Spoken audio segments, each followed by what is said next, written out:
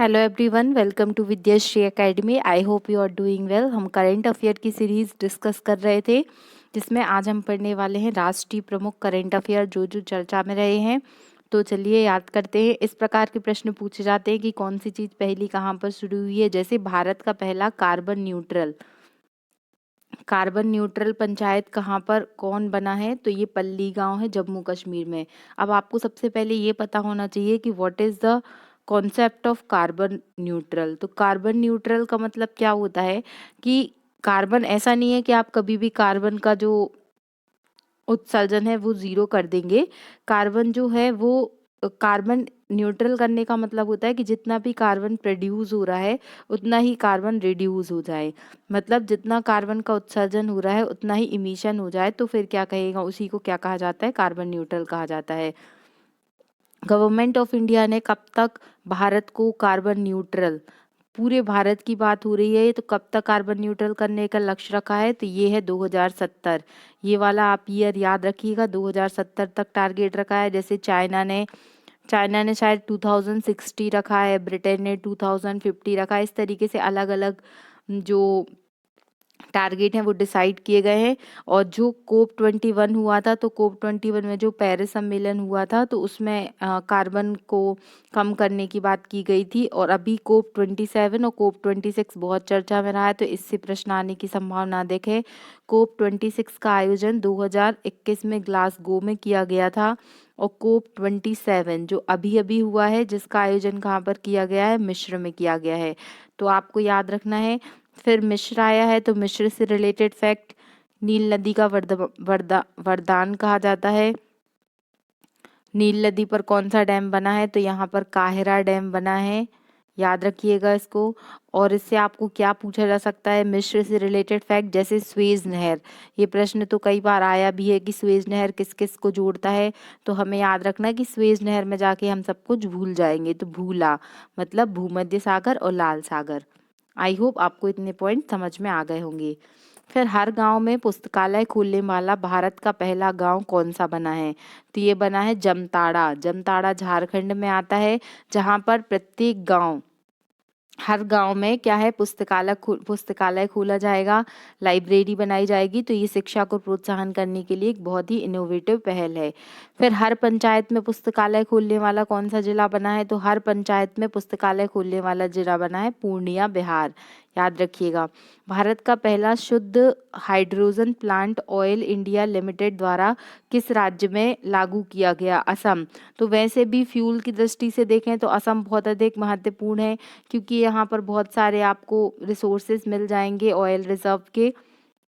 तो यहाँ पर कौन सी कंपनी है, ये ऑयल इंडिया लिमिटेड, याद रखना है। और कौन सा प्लांट है, शुद्ध ग्रीन हाइड्रोजन प्लांट है, तो ये भी आपको याद रखना है। किस शहर में भारत का पहला पोर्टेबल सोलर रूफटॉप सिस्टम का उद्घाटन किया गया है, तो ये पोर्टेबल सोलर रूफटॉप सिस्टम है, मतलब छत पर क्या किया जाएगा, इस तरीके से पोर्टेबल सोलर सिस्टम लगाया जाएगा कि उसको एक स्थान से दूसरे स्थान तक ले जाया जा सके। तो ये गांधीनगर में हुआ है। अब सोलर एनर्जी की बात आई है, तो आज हम जो भी पढ़ेंगे उसके जो स्टैटिक फैक्ट हैं वो पूरे कंप्लीट करेंगे।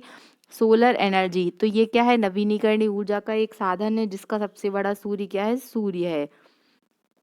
तो भारत में, चूंकि भारत में जो उष्णकटिबंधीय जलवायु भी आपको देखने मिलेगी, तो जो क्या रहता है कि तापमान बहुत अधिक रहता है, जिसके कारण क्या है, जो सोलर एनर्जी है, तो इंडिया में क्या बना है, इंटरनेशनल सोलर अलायंस, जिसकी स्थापना कब की गई, 2015 में की गई।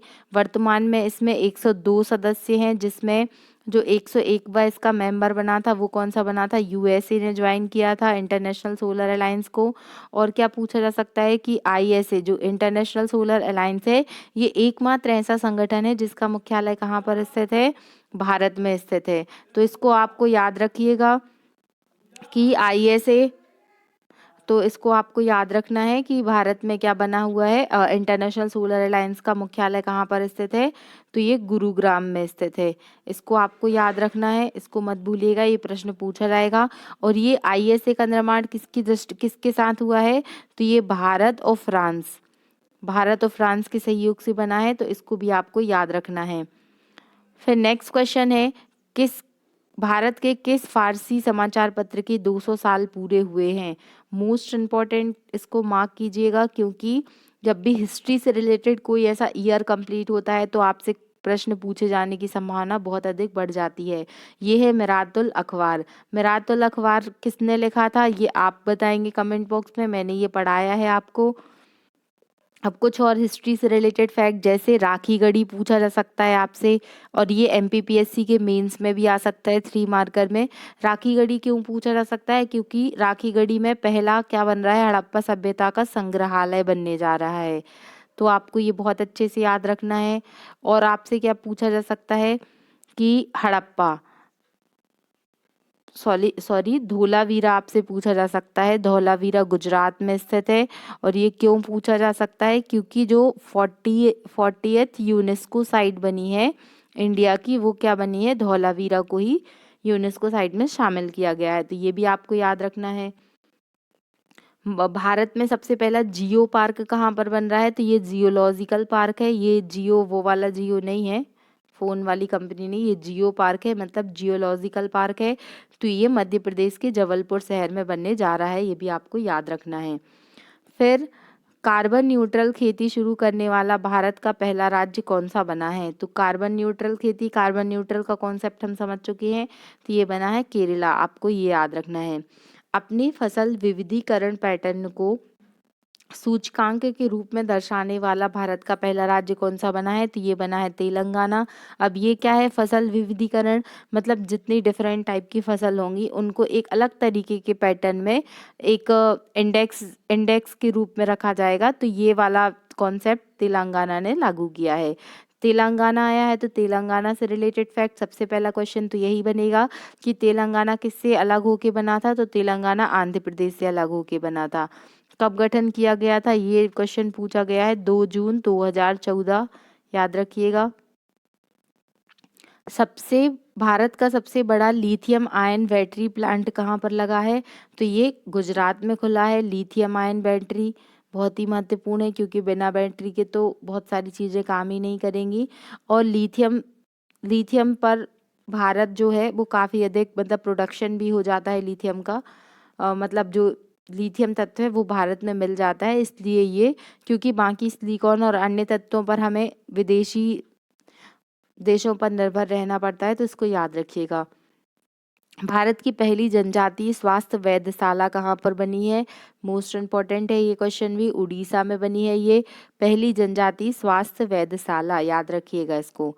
भारत का पहला स्वदेशी हाइड्रोजन ईंधन वाला इलेक्ट्रिक जहाजों का निर्माण कौन करेगा, ये क्या है, जो भी शिपयार्ड बनाए जाएंगे या जहाज बनाए जाएंगे तो वो कैसे बनाए जाएंगे, इलेक्ट्रिक जहाजों का निर्माण कौन सा करने वाला है, पोर्ट, मतलब कौन सा शिपयार्ड करने वाला है, तो कोचीन शिपयार्ड लिमिटेड, इसको याद रखिएगा। खादी के लिए भारत का पहला उत्कृष्टता केंद्र का उद्घाटन कहाँ पर किया गया है, तो नई दिल्ली में किया गया है। ये खादी के लिए पहला उत्कृष्टता केंद्र बना है, इसको भी याद रखना है। स्वास्थ्य शिक्षा के वाणिज्यिक ड्रोन सुविधाएं लागू करने वाला कौन सा राज्य बना है, तो देखिए ड्रोन से रिलेटेड अभी बहुत सारी सुविधाएं हुई हैं। आपने कोविड के टाइम पे भी देखा होगा कि ड्रोन से वैक्सीन पहुंचाई जा रही थी। तो ये उत्तराखंड, क्योंकि जो उत्तराखंड की ज्योग्राफी अगर आपने देखी होगी, पढ़ी होगी, तो ये कैसा है, पहाड़ी क्षेत्र है, यहाँ पर बहुत ऊंचे ऊंचे पहाड़ हैं, दुर्गम रास्ते हैं, जहाँ पर सुविधाएं पहुंचाना थोड़ा कठिन हो जाता है, इसीलिए जो हेल्थ सर्विसेज हैं उनको क्या किया जाएगा, जो कमर्शियल ड्रोन है उनके द्वारा पहुंचाया जाएगा उत्तराखंड में। भारत का पहला शहद गांव ब्लेज ऑफ हनी कौन बन गया है, तो ये माघर गांव है महाराष्ट्र में, याद रखिएगा, ये भारत का पहला शहद गांव है। देश में पहला खादी सेंटर ऑफ एक्सीलेंस, ये हमने अभी पढ़ा था, दिल्ली में बन रहा है। फिर $100 बिलियन से अधिक वार्षिक राजस्व दर्ज करने वाली पहली कंपनी कौन सी बनी है, तो रिलायंस इंडस्ट्री बनी है, इसको भी याद रखिएगा। क्या आप बता सकते हैं कि भारत में अभी कितनी यूनिकॉर्न कंपनी है, ये आपको कमेंट बॉक्स में लिखकर बताना है। अभी जो फर्स्ट स्पोर्ट्स यूनिकॉर्न बनी है तो वो बनी है CSK, चेन्नई सुपर किंग्स, ये याद रखिएगा। 8,000 मीटर से अधिक ऊंचाई पर 5 चोटियां फतह करने वाली भारत की पहली महिला कौन सी बनी है? ये प्रियंका मोहिते हैं, इनका नाम याद रखना है। 8,000 मीटर से अधिक अधिक ऊंचाई की इन्होंने एक नहीं 5 चोटियों को क्या किया है, फतेह किया है। तो इनका नाम याद रखिएगा, प्रियंका मोहिते। भारत का पहला ग्रीनफील्ड अनाज आधारित एथेनॉल संयंत्र का उद्घाटन कहाँ पर किया गया है? तो ये किया गया है पूर्णिया बिहार में, याद रखिएगा इसको। ये क्या है, ग्रीनफील्ड आधारित संयंत्र है, तो इसको याद रखिएगा।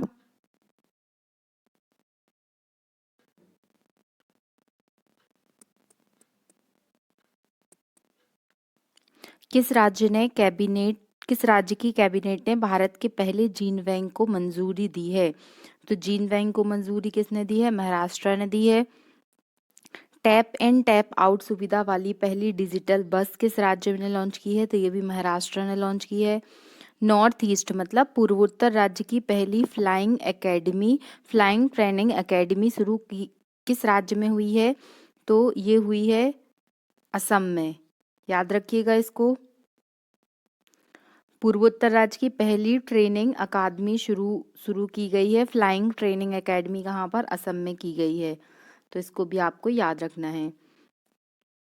फिर ग्लोबल सिल्क सिटी नेटवर्क का हिस्सा बनने वाला भारत का पहला शहर कौन सा बन गया है? तो ग्लोबल सिल्क सिटी नेटवर्क है, एक ग्लोबली काम करता है, जिसका हिस्सा बनने वाला भारतीय पहला शहर बना है बेंगलुरु, याद रखिएगा इसको। भारत का पहला विश्व शांति केंद्र वर्ल्ड पीस सेंटर किस शहर में स्थापित किया जाएगा? तो गुरुग्राम में स्थापित किया जाएगा। गुरुग्राम में और क्या हुआ है, अभी हमने जस्ट डिस्कस किया था कि ISA इंटरनेशनल सोलर अलायंस का जो हेडक्वार्टर है वो कहाँ पर स्थित है? गुरुग्राम में स्थित है। फिर औद्योगिक उत्पादों के लिए किस कंपनी ने भारत का पहला पूर्ण ई-कॉमर्स प्लेटफॉर्म लॉन्च किया है? तो L&T कंपनी है, ये बहुत ही फेमस कंपनी है, इसने बहुत सारी चीज़ें बनाई हैं। तो जो इंडस्ट्रियल उत्पाद हैं उनके लिए, प्रोडक्ट है उनके लिए क्या हुआ है, पूर्ण रूप से ई-कॉमर्स प्लेटफॉर्म लॉन्च किया है L&T कंपनी ने, याद रखिएगा। फिर ऑनलाइन भवन निर्माण अनुमति प्रणाली शुरू करने वाला पूर्वोत्तर क्षेत्र का कौन सा राज्य है? तो सिक्किम है। अभी आपने एक चीज नोटिस की होगी कि नॉर्थ ईस्ट से रिलेटेड पहले जो करंट अफेयर था, जो अपडेट चीजें थी वो नहीं मिलती थी, लेकिन अब नॉर्थ ईस्ट के लिए अगर आपने पढ़ा होगा कि पहले 1991 में क्या हुआ था, लुक ईस्ट पॉलिसी लेकर आई थी गवर्नमेंट। लुक ईस्ट मींस पूर्व की ओर देखो, लेकिन वर्तमान में जो गवर्नमेंट है तो 2014 में इस पॉलिसी में चेंज किया गया। पॉलिसी वही थी, बस नाम चेंज किया गया कि अब नॉर्थ ईस्ट की तरफ देखने से काम नहीं चलेगा, हमें लुक ईस्ट की बजाय क्या लाना पड़ेगा, एक्ट ईस्ट लाना पड़ेगा। तो याद रखिएगा, अब लुक ईस्ट की पॉलिसी को एक्ट ईस्ट में कन्वर्ट किया गया है और नॉर्थ ईस्ट को जो मुख्य भारत है उससे जोड़ने के लिए बहुत सारी योजनाएं चलाई जा रही हैं। भारत की पहली पोर्टेबल छत प्रणाली किस मंदिर परिसर में शुरू की गई है? तो ये स्वामी नारायण अक्षरधाम मंदिर है, गुजरात में है। ये बहुत ही सुंदर, बहुत ही फेमस मंदिर है। यहाँ पर क्या किया जाएगा, सोलर प्रणाली के द्वारा पूरा मंदिर, पूरे परिसर में इलेक्ट्रिसिटी प्रोवाइड की जाएगी।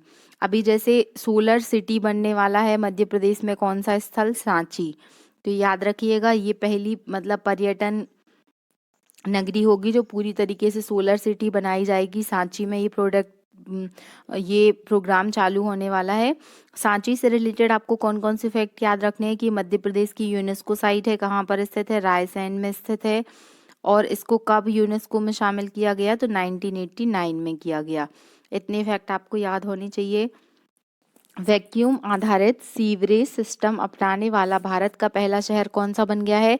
तो वैक्यूम आधारित सीवरेज सिस्टम अपनाने वाला भारत का पहला शहर बन गया है आगरा। ये भी आपको याद रखना है। प्रधानमंत्री द्वारा गुजरात में उद्घाटन किए गए भारत के पहले डेयरी कम्युनिकेटर, इसको छोड़ दीजिए, ये नहीं आएगा। फिर गांवों के लिए गतिशील मानचित्र लागू करने वाला पहला राज्य कौन सा बन गया है? तो बना है बिहार। बिहार भी बहुत अच्छे अच्छे काम कर रहा है। अब ये बहुत इंपॉर्टेंट क्वेश्चन है, इसको याद रख लीजिएगा कि स्टील के कचरे से स्टील स्लग सड़क का निर्माण भारत में किस शहर में हो रहा है? सूरत में हो रहा है। ये क्या है, जो स्टील का जो स्लग रहता है, स्टील का जो कचरा रहता है, उससे क्या है, सड़कों का निर्माण किया जाएगा। क्योंकि अभी हम देखते हैं जो सड़कें ये बनाई जाती हैं, जो डामर और उससे बनाई जाती गिट्टी वगैरह से, तो उनमें क्या होता है, वो 5 साल भी नहीं चल पाती हैं और फिर से उनकी जो कंडीशन है वो खराब हो जाती है। लेकिन जो स्टील स्लग की सड़कें बनेंगी, वो एक बार बनने के बाद कई वर्षों तक चलेंगी, वो बहुत ही मजबूत होंगी और उनकी क्वालिटी बहुत अच्छी होगी। फिर कृषि निर्यात नीति बनाने वाला पहला राज्य कौन सा बना है? तो महाराष्ट्र। ये भी इम्पोर्टेंट क्वेश्चन है, कृषि से रिलेटेड क्वेश्चन पूछे जाते हैं। दृष्टिहीन लोगों के लिए भारत का पहला रेडियो चैनल रेडियो अक्ष कहाँ पर लॉन्च किया गया है? तो नागपुर महाराष्ट्र में लॉन्च किया गया है। प्रवासी श्रमिकों की आवाजाही को ट्रैक करने के लिए माइग्रेशन ट्रैकिंग सिस्टम ऐप विकसित करने वाला पहला राज्य बना है महाराष्ट्र। तो ये क्या है, प्रवासी। अब हमारा पढ़ने का उद्देश्य ऐसा होना चाहिए कि हमें बस शब्द मिले और हमें उससे रिलेटेड A to Z पता हो। तो प्रवासी आया है, तो यहाँ से ये क्वेश्चन तो नहीं पता मुझे पूछा जाएगा कि नहीं, लेकिन ये क्वेश्चन जरूर पूछा जाएगा। सबसे पहला तो प्रवासी दिवस कब मनाया जाता है? आंसर है आपका 9 जनवरी। फिर क्यों मनाया जाता है 9 जनवरी को, आपको ये भी पता होना चाहिए। तो 9 जनवरी सन 1915 बहुत महत्वपूर्ण दिन, क्योंकि इस दिन राष्ट्रपिता महात्मा गांधी साउथ अफ्रीका से कहाँ पर लौटे थे? भारत में लौटे थे। तो आपको याद रखना है कि भारत में लौटे थे, इसीलिए प्रवासी दिवस, प्रवासी लोगों की याद में ये दिन मनाया जाता है। कि जो NRI होते हैं, उनका भी बहुत महत्वपूर्ण योगदान होता है देश के विकास में। तो इसको आपको याद रखना है। हाँ, एक क्वेश्चन और है यहाँ पर कि इस बार का जो 17वां नंबर का प्रवासी राष्ट्रीय सम्मेलन है, वो कहाँ पर होने वाला है? तो उसका आयोजन मध्य प्रदेश में होने वाला है, तो इसको याद रखना है आपको। फिर आयुष्मान भारत जन आरोग्य योजना के तहत 100% घरों को कवर करने वाला पहला राज्य कौन सा बना है? तो ये बना है सांबा जिला है जम्मू कश्मीर में। तो आपने वो मूवी सुनी होगी, जो कितने खिलाड़ी थे सांबा, तो याद रखिएगा कि पूरे 100 खिलाड़ी, मतलब 100% जनसंख्या को आयुष्मान भारत योजना के तहत कवर किया है जम्मू कश्मीर ने। ये बहुत ही अच्छा है।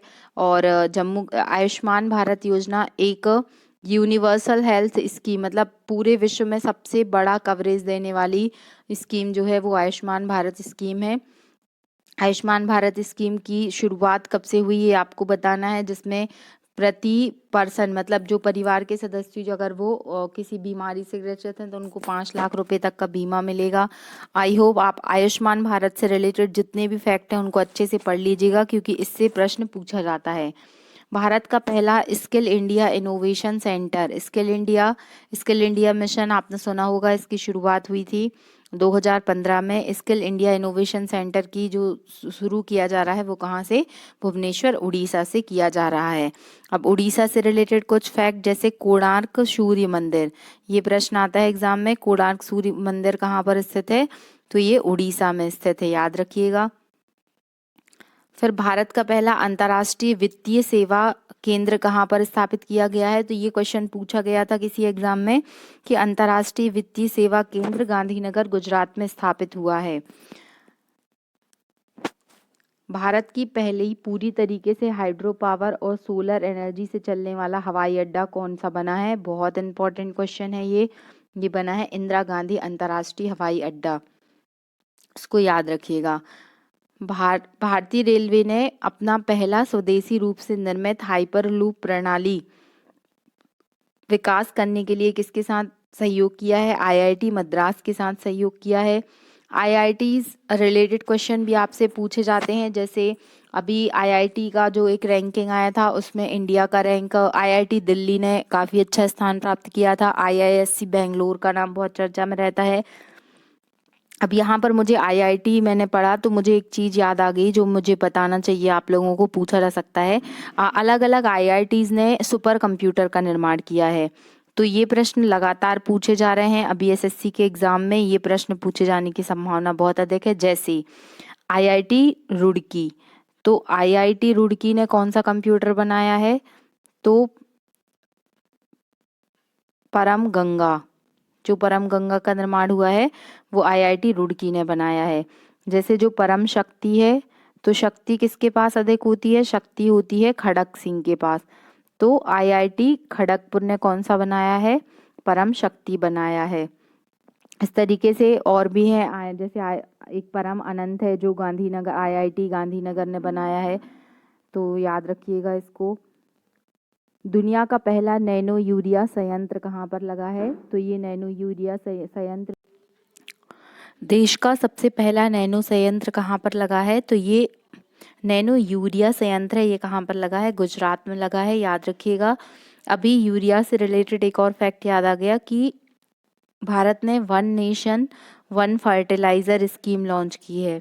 वन नेशन वन फर्टिलाइज़र मतलब भारत ब्रांड नाम से ही फर्टिलाइज़र बेचे जाएंगे और भारत को सबसे अधिक फर्टिलाइज़र प्रोवाइड कराने वाला, पहले हमारी जो निर्भरता थी वो चाइना पर थी, लेकिन वर्तमान में जो रूस है वो सबसे अधिक जो फर्टिलाइज़र है उसका निर्यातक बन गया है। तो इसको याद रखिएगा। फिर देश का सबसे ऊंचा मेडिकल टावर कहाँ पर बना है? तो ये जयपुर में बना है, इसको भी याद रखिएगा। उत्तर भारत का पहला औद्योगिक बायोटेक पार्क कहाँ बना है? तो ये जम्मू कश्मीर कठुआ में बना है, ये भी आपको याद रखना है।